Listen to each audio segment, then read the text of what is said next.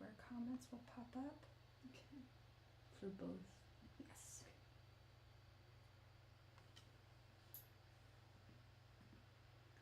Perfect.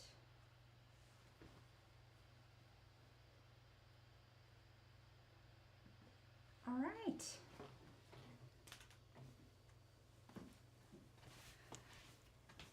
All right, we were just checking a few, making sure both platforms were streaming.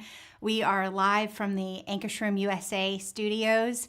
Very excited to join not only our Ankarsrum USA YouTube channel today for this live stream, but also the official Ankarsrum Assistant Instagram account. So I'm sure many of you are joining us from across the ocean in Sweden or parts of Europe. Would love to know where you're joining us from today. It's currently about 1:30 in the afternoon here in the state of Georgia in the United States.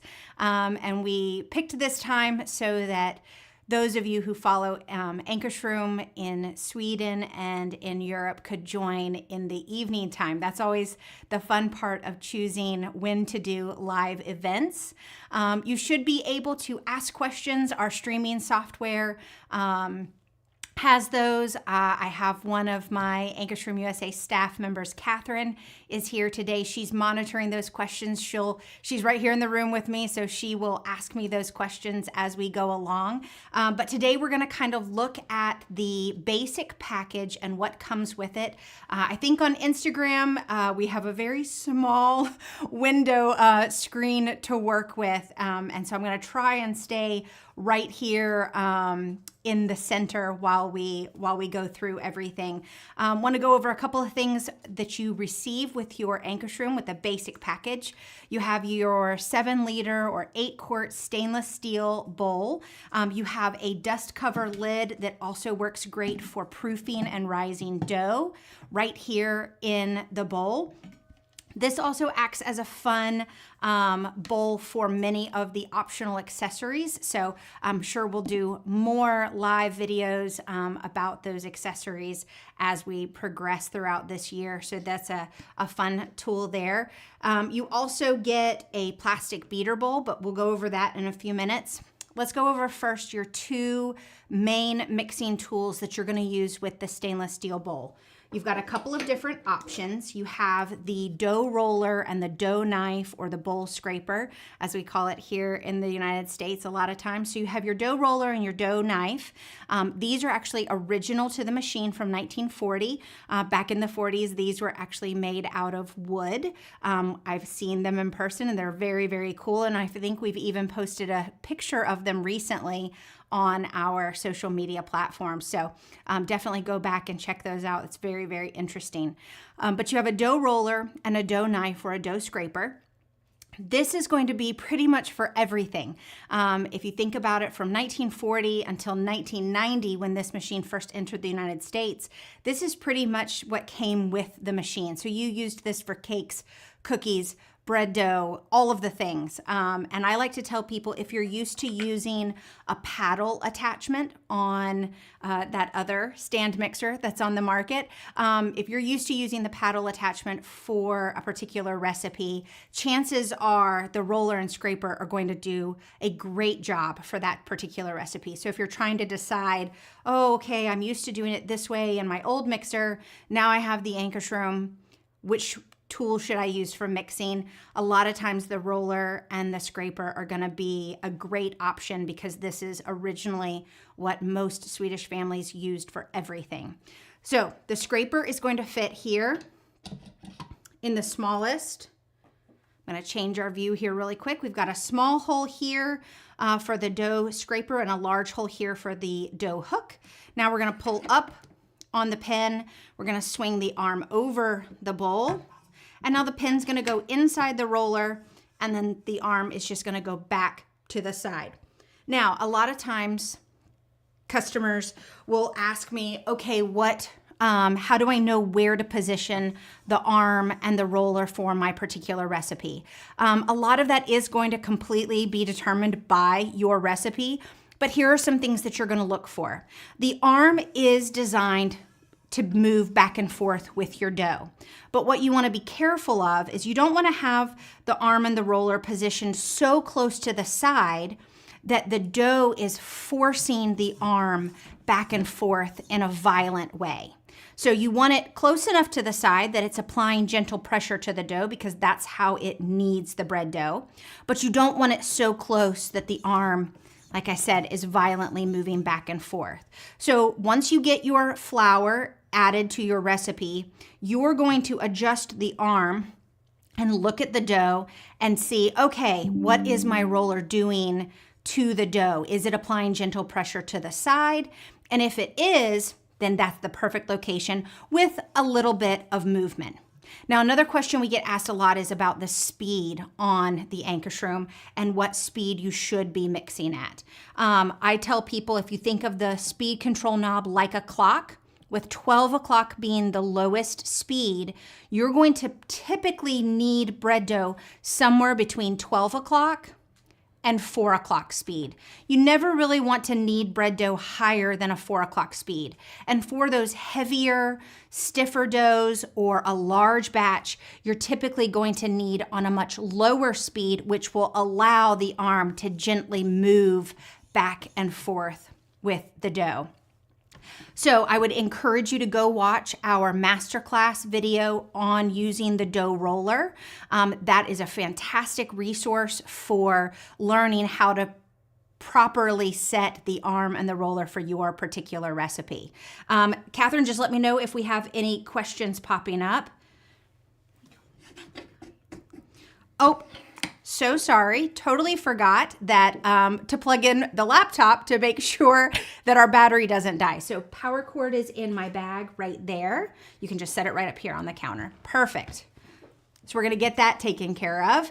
I'll go ahead and talk about the dough hook and then we'll circle back to any questions that you guys might have. So we've got our dough knife here at the side of the bowl. Now we're going to attach our dough hook. You're still going to use the dough knife, and we're going to pause really quick while I plug this in. We made sure everything else was plugged up and ready to go, except for the laptop. There you go. And it should be on the other side. There we go.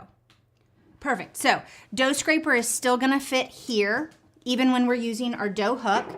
Then our dough hook is going to fit in this larger of the two holes. Now, one thing that I want to point out, it's difficult to see in the camera, so I won't change the view, but there should be a small spring and screw down in this larger hole. This is so that you can adjust the height of the dough hook, because you want to make sure that the dough hook is not touching the bottom of the bowl, but you also want to make sure that it's low enough that your arm is able to clear the dough knife and your pin is going to go right into that bracket.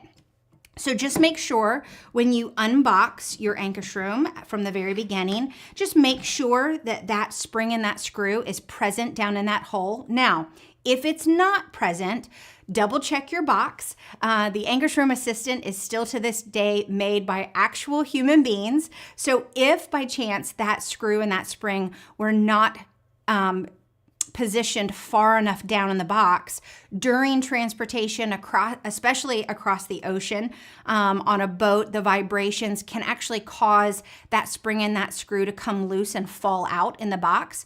So just double check down in your box, especially underneath those bottom flaps. Make sure that the spring and the screw haven't fallen down in there. And if they have, if you find those in your box, no big deal. You're going to slide the spring over the screw, and then you're just going to position it down in that hole. And I would advise to screw it all the way down and then start to loosen it back up, checking the height of your dough hook as you go along. So dough hook's going to fit in the larger of the two holes. You're going to pull up on the pin. You're going to swing the arm over the dough hook and down into the bracket. And then you're just going to tighten your tension knob to position the dough hook in the center of the bowl. Another great resource is our masterclass on the dough hook that will talk about the types of dough that work best with the dough hook, or that the dough hook works best with. There's actually a small misconception with the dough hook for the Ankarsrum. It is not like the dough hook of other traditional stand mixers. If you think about it, with other stand mixers, you have a stationary bowl and you have stationary ingredients, and the dough hook or the paddle or the whisks is moving throughout the ingredients, but the bowl's staying still, the ingredients are staying still. With the Ankarsrum, you have a bowl that's turning and you have ingredients that are turning. So when you have the bowl that's turning, ingredients that are turning, and then you have a stationary hook, the dough is going to come together and mix and knead very differently than what you might be accustomed to coming from a more traditional stand mixer. So we actually recommend small to medium batches can be done with the dough hook, and actually higher hydration doughs work best using the dough hook. And it's because of all these different angles that high hydration silky dough, like the crispy baguette recipe from the recipe book, it gets caught between these angles and it acts more like a Laffy Taffy pull, like a candy pulling machine on those very, very silky doughs. Now, high hydration, low hydration, small batch or large batch, the dough roller does a fantastic job with all of the different varieties of dough. The only thing you're going to change is where you position the arm and the roller and what speed you are mixing at. But check out both of those masterclass videos. I think it will help you better understand and what speed the you types are of mixing dough at. that work best. But for check out each both of those mixing masterclass tool. videos. And then, of course, I think it will the help arm you and the better roller understand your what personal speed preference you is. are Types of mixing dough, at. try the That work roller. best. But check out And both the of those scraper, try masterclass the dough. videos. And then, of course, I think it will the help arm you and the better roller. understand what. Do we have any questions so far about dough roller, dough knife, and which one to use? Yep, they're Okay. all loving it. Perfect. We're going to move on to the beater bowl that comes with your basic package. So I'm going to move this off to the side. Now this is a BPA-free Triton plastic beater bowl that you're going to use for egg whites, whipping cream, small batches of cookies, small batches of cake batter and frosting. It comes with 2 different sets of beaters. Now I will tell you, this is probably the biggest point of confusion with the Ankarsrum, because these attachments are very different from what you might be accustomed to. So here's some general tips and tricks and do's and don'ts when it comes to using this particular bowl with these mixing tools. So you have a set of single wire beaters here. This is going to be for very soft cookie dough.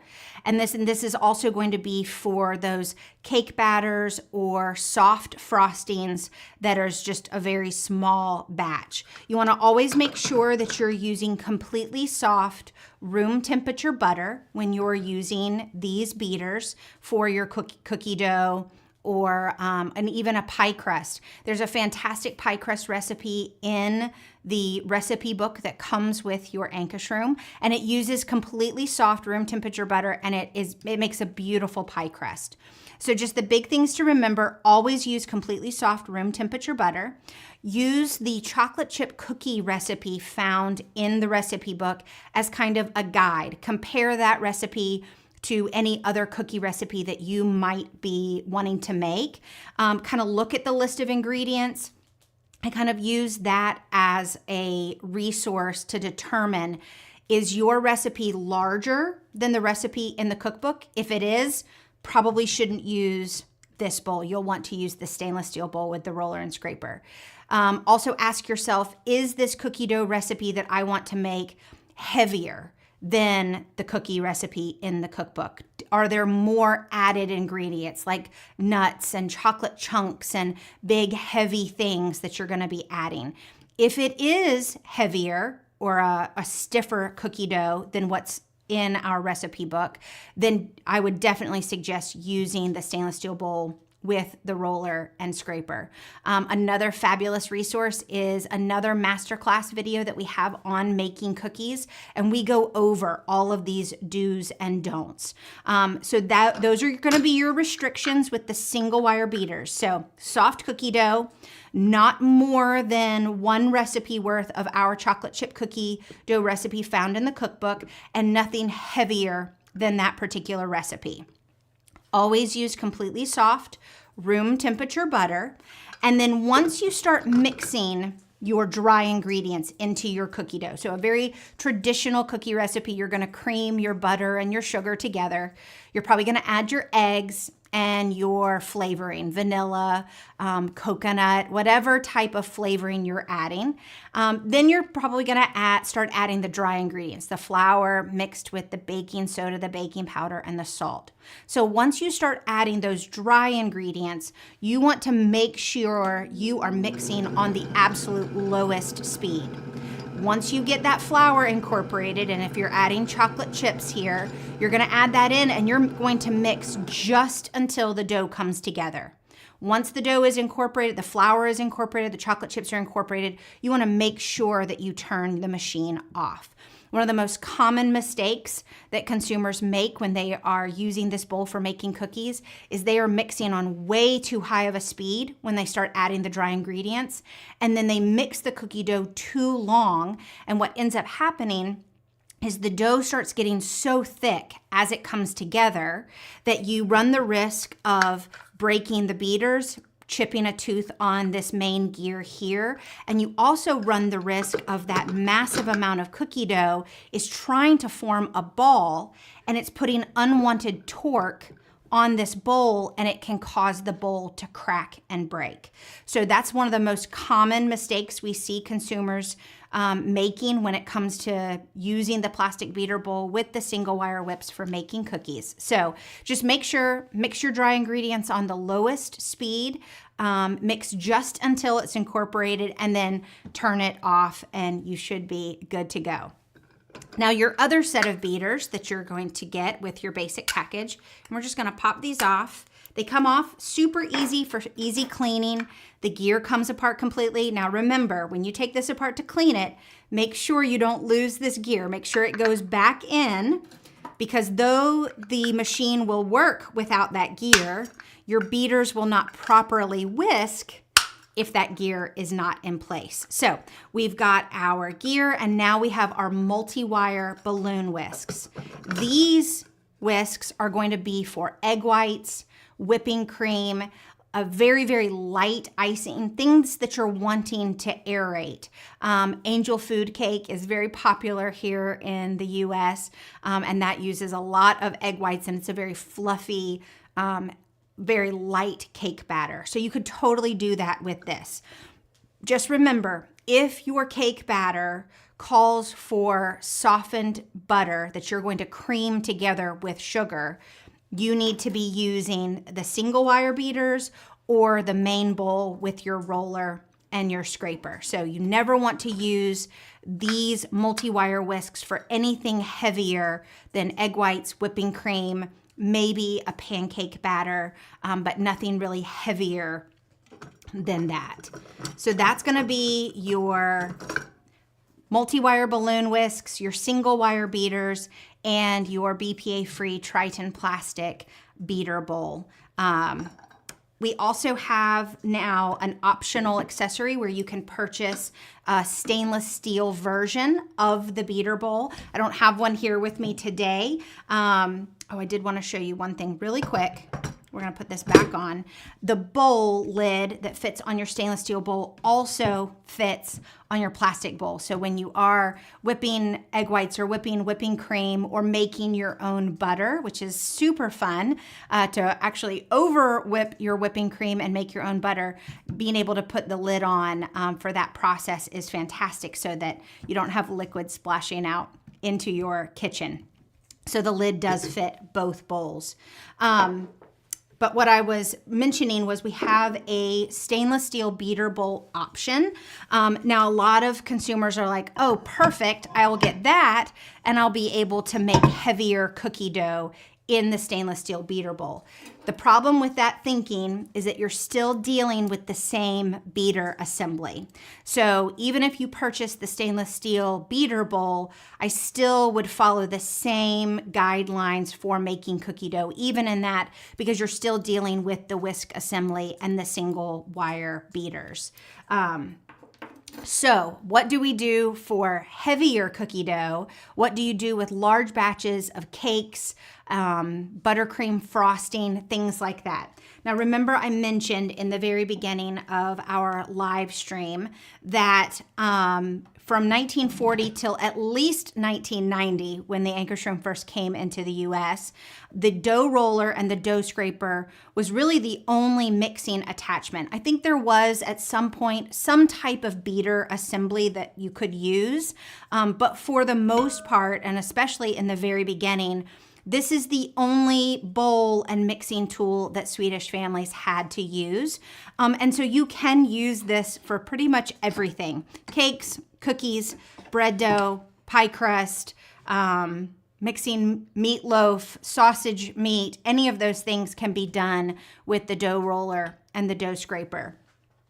In our masterclass cookie video, I actually show you the proper way to cream butter and sugar using the main bowl with the dough roller and the dough scraper. But I'll go through those tips really quickly for you. I'm going to switch views so you can see overhead. So when you're creaming butter and sugar in the main bowl with the roller and scraper, you're going to position the roller just slightly off the side of the bowl because you don't want that rubber wheel rubbing against the side of the bowl. Because what you're going to do is you're actually going to run the machine on a very high speed. I'm going to show you real quick and then we're going to turn it off.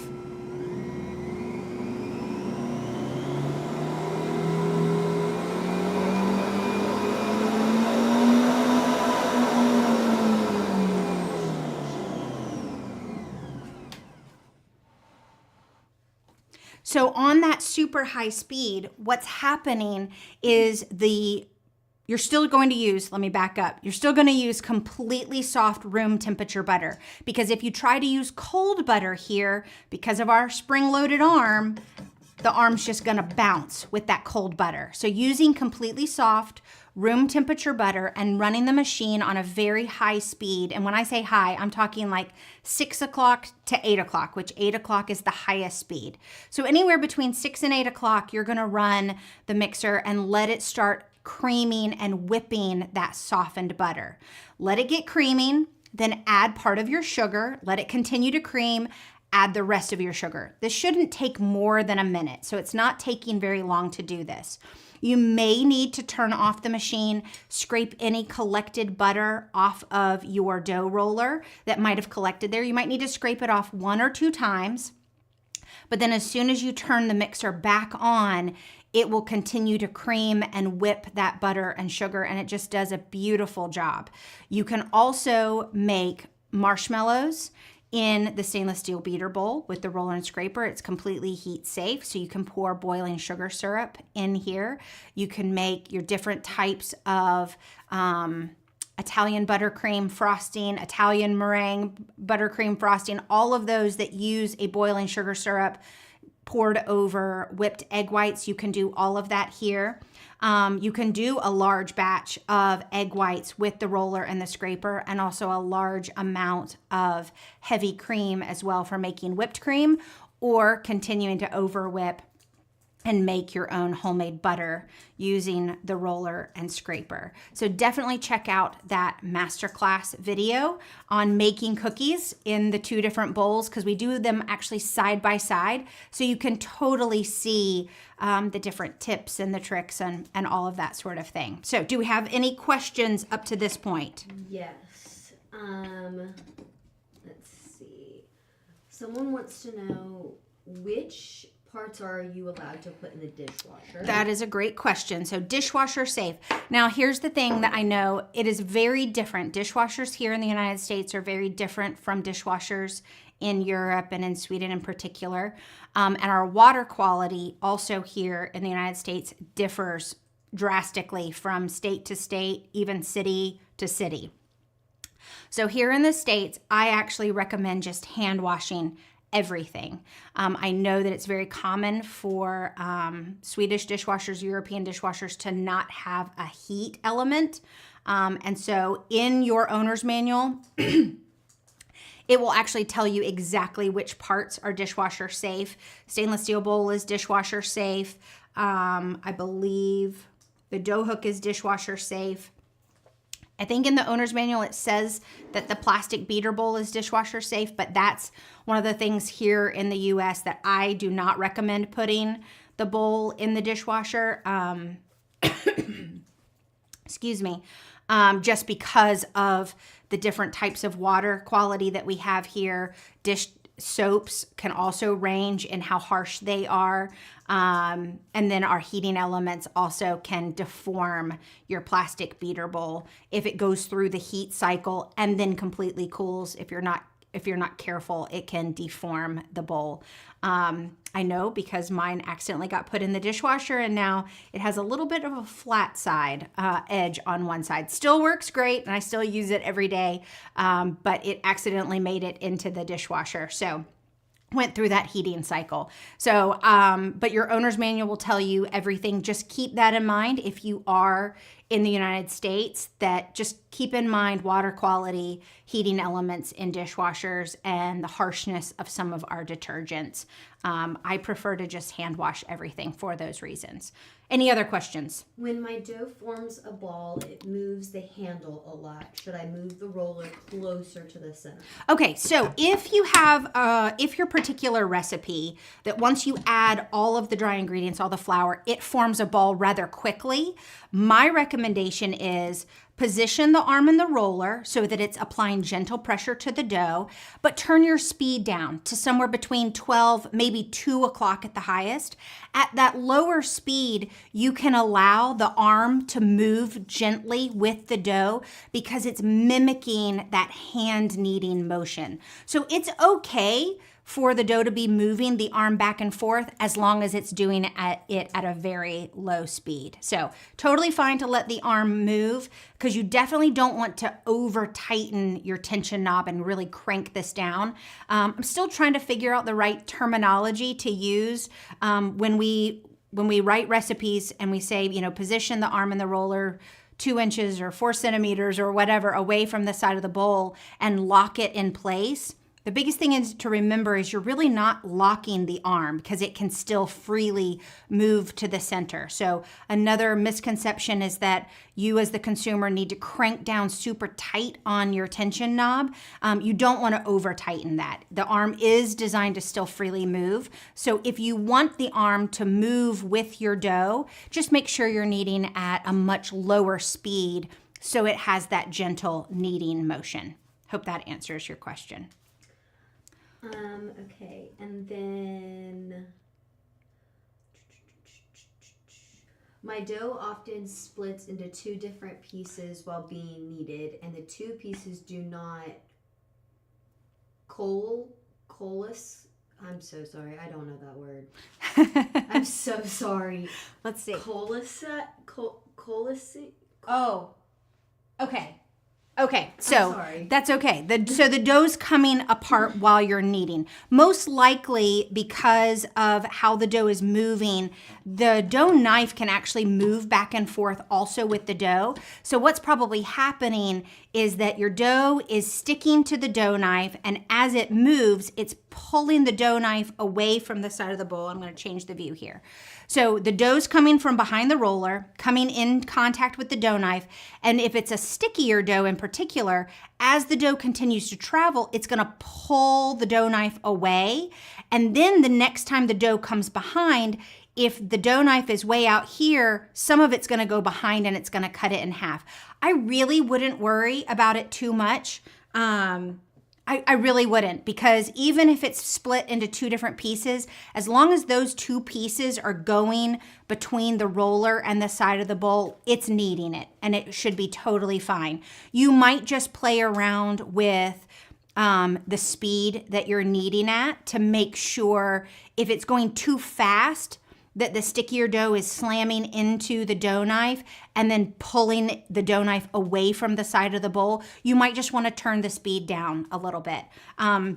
One common thing that I see a lot of times, because those other stand mixers on the market don't truly have a really low speed like the Ankarsrum does, we have grown accustomed to mixing and kneading at a much higher speed. And so you might just play around with slowing the speed down. That might actually help your dough stay together better. So that would be my suggestion. What else we got? Then the next question was, so you had talked about dishwasher safe stuff. Is the stainless steel beater bowl safe? The stainless steel beater bowl is dishwasher safe. There is a rubber ring on the bottom, like a rubber gasket on the bottom of the bowl. We do recommend just popping that out before you put the bowl in the dishwasher and then putting it back into place. So that's our recommendation for putting it in the dishwasher. You just don't want that rubber gasket to go into the dishwasher. And that rubber gasket is on the bottom, and it protects it because it's sitting right on the mixer base. We don't want to scratch the base. I have been told to use a little less fluid when making dough. Is there a percentage as a guideline, and is there any downside to adding in a bit later in the process? So there's nothing wrong with adding a little bit more water or oil or whatever your liquid is into your recipe. There is a lot of information out there that says the Ankarsrum does not require as much flour as maybe what you're used to using. So let me explain where that information is coming from. So remember, we talked earlier about your traditional stand mixer has a stationary bowl and stationary ingredients, and then the hook is doing that swirly triangular pattern, picking up the ingredients. So a traditional stand mixer with a traditional hook does require a certain level of stiffness to be able to form a ball and then knead that ball of dough by grabbing and slapping against the side of the bowl. So a traditional mixer with a traditional hook, grabbing, slapping.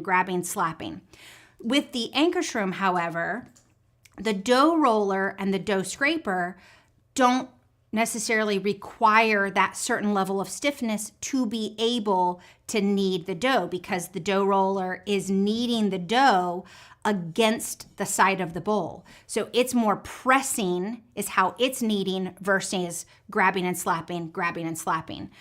So you can sometimes get away with using a little bit less flour with the dough roller and the dough scraper.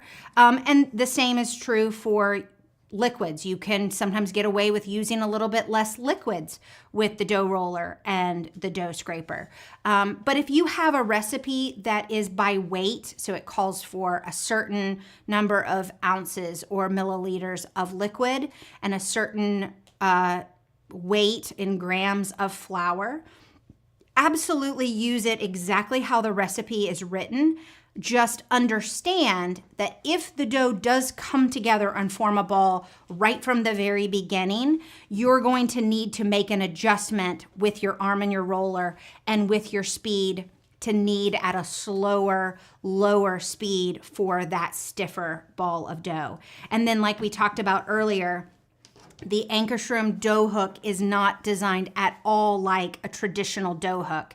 So whereas a traditional dough hook has to have a certain level of stiffness to be able to knead by grabbing and slapping, the dough hook for the Ankarsrum actually kneads by stretching the dough. And so if it's a very low hydration, very stiff dough, sometimes the dough hook on the Ankarsrum doesn't work as well because the ingredients just get stuck here against the dough hook and never really mix in.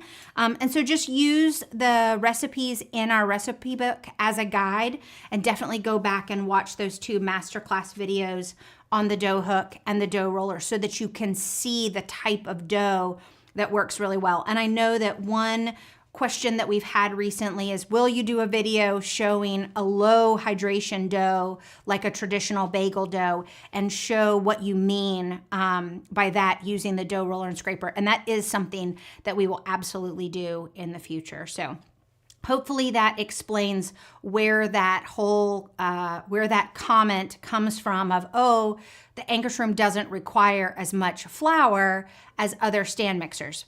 it's a machine, and it doesn't care how much flour you use. It just doesn't, you just don't have to have a certain level of stiffness for the Ankarsrum to be able to knead, because it does knead so differently than traditional mixers. So hopefully that explains that. What else we got? Anything? And what's our time? It is 2:05. Okay, we are going to go ahead and sign off. Wanted to keep this really short and sweet, but if you are watching this on the replay, or if later on you think of another question that we did not cover, please go back and comment on Instagram.